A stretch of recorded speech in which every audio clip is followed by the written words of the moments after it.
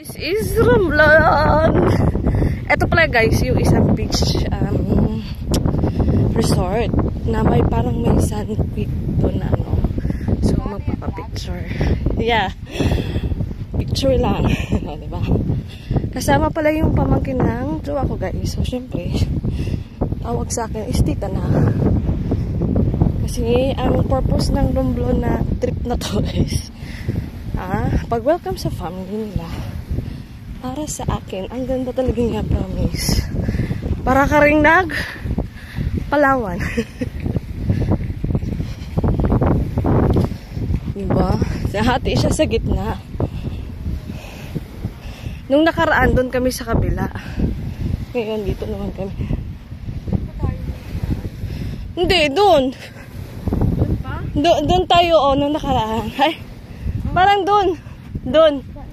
Doon pala kami guys. Tara po tayo doon. Ako pa yung gagawin.